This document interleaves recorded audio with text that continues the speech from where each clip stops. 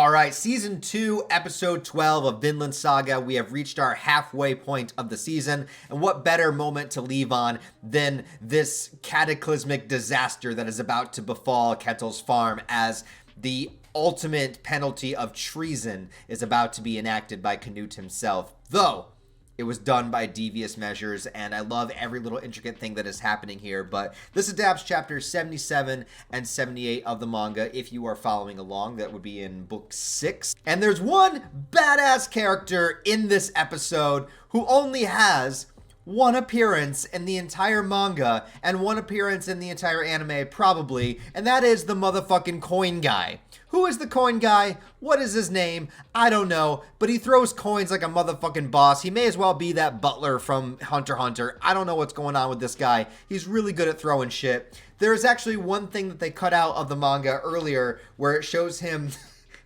basically blow up a butterfly with his accuracy of a coin. And I can understand them cutting that out because that is kind of silly, but this character is apparently this like ultimate marksman badass, and we only get to see him one time. I'm sorry if I spoiled it for you guys, but maybe it'll be better if you don't know. You know, if you're expecting more from whoever this mysterious coin guy is. But he's a badass. He's just walking around with his cloak, carrying some coins, throwing them in motherfuckers' eyes.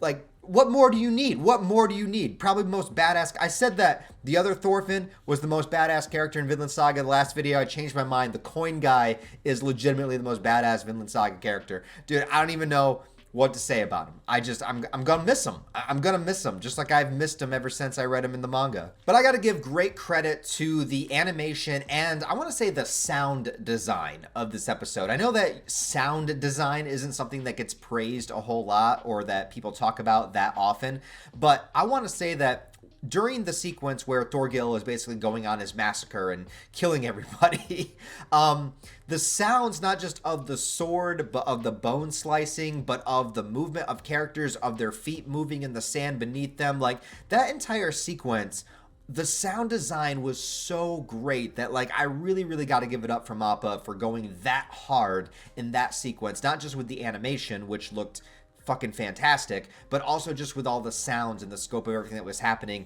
I believe the soundtrack they used in the background was one that we've heard before, but having all of that together just was really powerful and just added to the intensity of the scene. So I gotta give it up for them there, as well as when the end of the episode happened and we see our sunset, just the way that it looked, the way it was animated, the lighting on it, everything was fantastic, and it definitely, as the sun goes down, leads us into that darkness, into the territory that we are about to enter kind of going forward in Vinland Saga, and that kind of point of no return. And I really like how all of that was kind of encompassed within the animation itself without being too like pretentiously artsy, you know what I mean? It was like just enough to really kind of sell the moment. As far as the story of this episode, I believe it's pretty self-explanatory, but we have Olmar, who wanted to showcase his skills to the king in the last episode and couldn't even cut up a pig. And so Canute looked at that, and Canute, the strategist that he is, always looking at every possible move on the chessboard. How can I use this little fucker to my advantage? Realizing that he needs all of this funding, realizing Ketil has this beautiful, plentiful farmland, and of course having no ties to Ketil because that was all with Harold, who he assassinated earlier on. So, how can I use all of this to my benefit? Well, here's what we do. We make them commit treason so that we have to siege their farm. Therefore, it's our farm now. Crazy and legal and nothing anybody can do about it. I can't just go take it, but if he gives me a reason to convict them of a crime and apprehend them, then I would have no choice but to seize the farm. And so here we are. So we saw Olmar's desire to prove himself and his insecurities about where he stands in the world of warriors and being a man and all of that. And so the idea was to provoke him into a battle and also have him win so that he had killed one of the king's men, essentially, basically making them treasonous. And of course, there is this this rule against combat, you know, of these duels that can't happen, but duels happen all the time, as Thorgil says when he shows up. And Thorgil, I really like his assessment of the situation too, because again, I believe that almost every character in Vinland Saga is incredibly complex, and they're not just black and white characters. And Thorgil on the surface is, of course, just a bloodthirsty bastard, which he is, but you don't get to be that skilled and that powerful and that high up without having a little bit of intellect to kind of go alongside it. And I like how he was able to figure out the situation and make the guard himself admit it.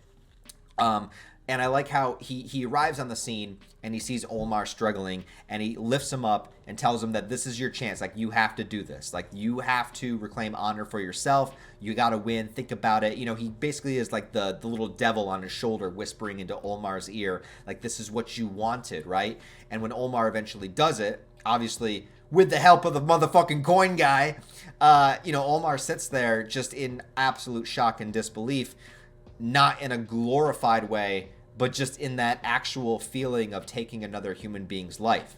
This thing that he had built up in his head so much that he had wanted to prove himself, and now that he did it, he doesn't feel anything but just kind of horror and disgust. And a guy is sitting there with a blade in his neck, and what does it mean? Like, how does it benefit anything? And Olmar's just sitting there looking at what he did. Meanwhile, his brother Thorgil is just tearing up shop around him, killing everybody, you know, jumping into the fray, just kind of enjoying and laughing in the bloodthirst that is surging within him. And then you have Olmar there that just doesn't, it's not what he imagined it to be, whereas Thorgil is the complete opposite. But Thorgil was able to figure it out. He figured out that somebody threw something in the eye of the man that Olmar killed, and he had the other soldier down on his knees and admitted, "Why did you make Olmar win the fight?" And it was an order from King Canute. We had to arrest Ketil and everybody. And Ketil shows up, and he's just like, "This poor man here." All right, I mean, I have thoughts about Ketil, but they're not relevant yet. All right. This in this sequence, in this scene, okay, so Ketil comes to this town. He's like, I'm gonna do the same thing that I've done a million times before. I got all these, you know, crops and plentiful, you know, goods to give the king. We got this deal. I give him a bunch of shit, you know, then I go do my own thing. It's a good system. He arrives there, finds out the king's dead. Fuck, all right, so now I gotta go, like, talk to King Canute and try to get in his good graces. Goes there, he's all polite, and then his fucking son is like, "King," you know, pulls out a sword in the presence of a king and is like, "Let me show you my awesome skills." And Ketil's just like, "Motherfucker, no." And then, you know, completely fucks it up, embarrasses the whole family, and then gets in a fight with the king's guards. And then Thorgil jumps in as well, murders everybody. And Ketil's just sitting there like, what the fuck? And then he finds out that the king wanted to get him arrested. And he's just like, "I just came here to do what I always do. What is going on?" So I kind of feel for him. In that instance. And so he's embarrassed and he's hiding in a barrel and he's not coming out because he just like can't believe what just happened in the course of one day. And so now we have kind of our setup for leading into the second half. So Canute is going to seize the farm.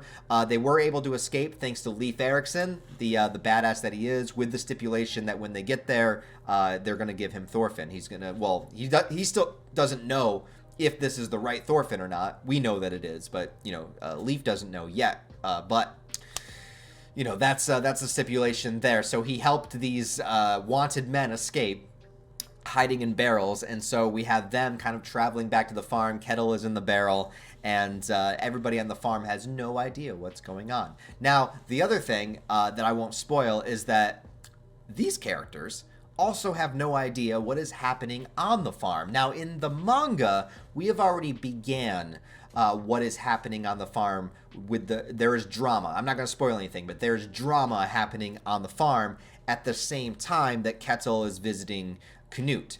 So these two things in the manga are happening simultaneously, but in the anime, they decided to show one entire side first, and now we're going to flip back over to the farm and see some stuff that's happening there, and it is not going to be good. But anyway, these things are going to collide, and I'm excited to see how the anime is going to portray it. I'm really, honestly, you guys that have read the manga know, I am so excited to get what's happening on the farm right now, because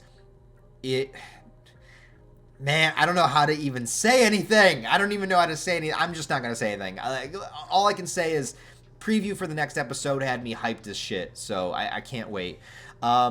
Now, I do believe that in the next episode, we're going to get a new opening song and ending song because we're at the halfway point. So that'll be interesting to see. I'm excited. I thought they did a pretty good job. Maybe the anime could add some more scenes of the coin guy. I needed like a full episode on this guy. I need as many coin guy scenes as possible because I love the motherfucking coin guy. But anyways, guys, if you have seen the episode, let me know what you think about it down below. If you're an anime only, what are your thoughts and theories about what's going to happen next? Also, guys, please like the video and comment because it will really help in the algorithm. I know it sounds silly and every YouTuber says it, but it really does help out. Also, if you guys want to support the channel on a deeper level, I would appreciate it. I got a lot of copyright blocks and strikes, and my channel is kind of like in the trash. So if you want to help out with the Patreon or channel memberships, I'd appreciate it. I also have a merch store if you want to get some shirts or hoodies or whatever. But beyond that, I love you guys. Thanks always for watching, and I'll talk to you next time.